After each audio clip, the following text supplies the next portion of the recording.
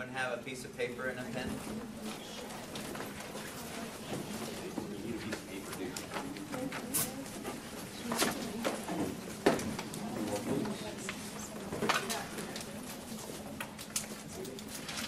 So what I'd like to do on your piece of paper is I would like you to write down one thing. We're going to play with fear today. I want you to write down one thing that when you think about doing it, you notice that you feel yourself afraid to do it. Now, what I don't want you to include in this is like going cliff diving. You know, something where you could actually hurt yourself if you didn't hit right. You know, cliff diving, you land wrong. That's bad news. I'd like you to choose something that isn't, that's a fear of yours, but not related to the physical world. You know, not related to, and that doesn't include spiders and snakes. Something that you could actually hurt yourself, like I'm afraid to shoot a gun at my head. Kind of would hurt. I'd rather not do that. It's a fear I'd rather avoid. Something I'd rather avoid. So write down something that is fearful for you. If you can't think of something, then keep thinking. And we all have fears. We all have things that when we think, oh, no, that's a little uncomfortable for me. Put that down. Even if it's just nervous to raise my hand, or nervous to talk to somebody, or I'm nervous to go visit that person next door to us who just moved in and take them some bread or something.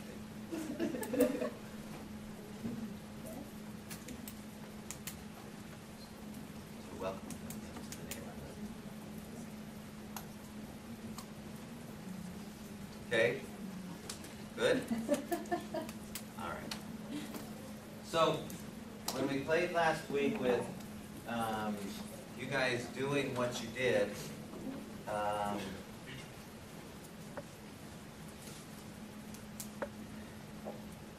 we kind of talked about how, I raised the question of what wasn't happening, what didn't happen when you found yourself in front of the class, whether it was by yourself or with somebody else.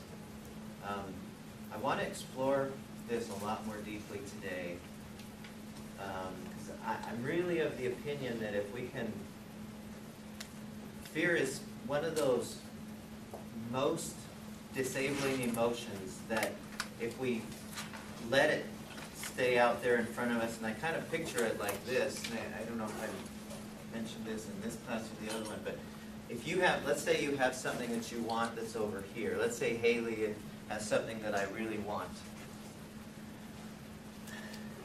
And my fear might be whatever I make up about it, like, oh, she might think I'm dumb for wanting that thing.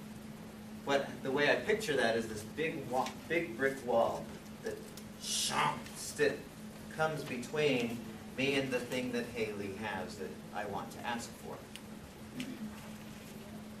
That prevents me from getting what I want. Did I mention this in here? Like this? And so what we have to do is understand how do we get rid of that wall so that we just go get what we want. Whatever it is, makes no difference. I mean, whether it's just being okay around a spider or interviewing for that CEO job, it's the same thing going through our head. Oh, I don't know if I might get hurt, whatever bad thing's going to happen. We've got a wall there. And so we have to understand what are the thoughts that's creating that wall, and what can we do about those thoughts so that there's no wall. And then we just start going for stuff. Okay. So with what you have on your paper, I want to explore this with these principles in mind.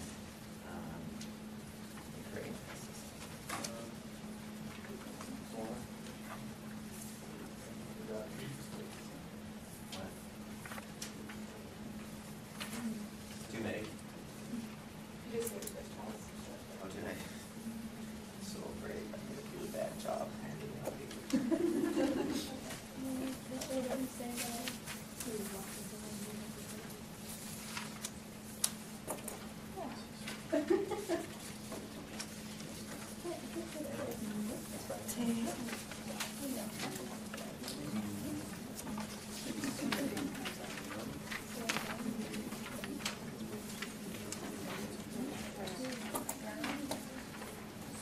there any extras anywhere? I just need one extra.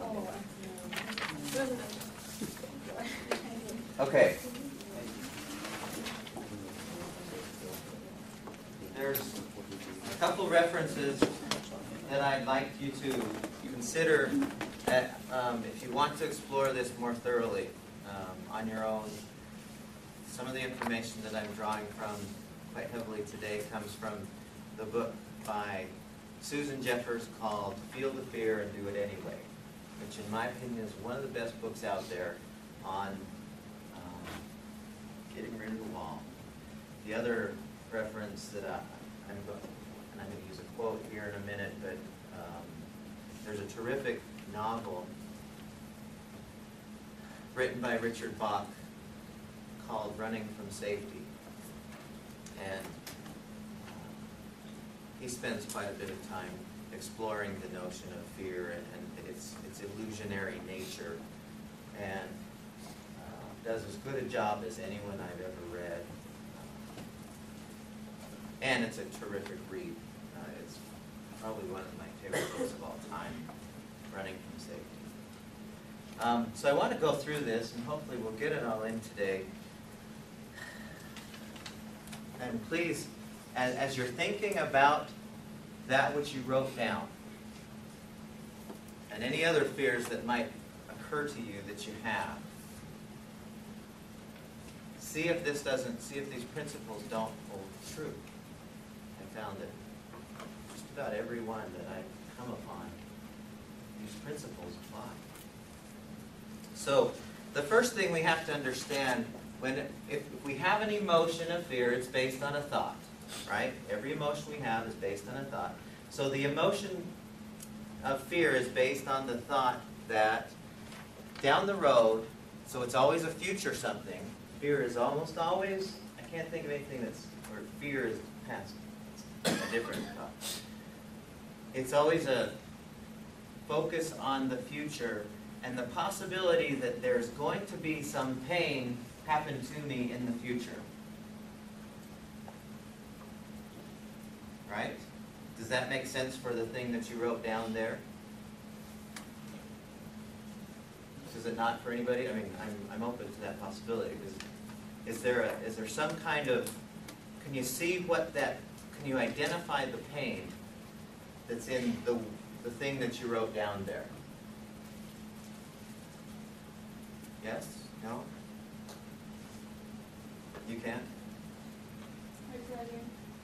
Are you able to identify the pain? What was your fear? Can I ask? Yeah, job interviews. Okay, good example. Did anyone else write that? Okay, you're the only one. So what is the pain? And we'll use that as a good example. And it's the same as every other one. What's the pain that you're making up about the job interview, such that you know that you're nervous? Identify the possible pain that you're making up. Yeah, the job. Like you said, just like when I get nervous, I'm not really myself. So then I couldn't see really. You're somebody how I else. am. Yeah. I'm You're more. Sarah? No, like. Become Sarah suddenly? No, I'm like more shy, I guess, and not really. Okay. I get nervous. I don't know what to say. Like, all my. You get nervous of what? What they want to know. Like, because I never know you're supposed to say this or that. Like, I don't know what they want. Okay, so you might say something wrong in your opinion, and that might mean, oh, I blew it, I didn't get the job. You have to say something wrong or you won't get the job. It's all about bullshit. It really is.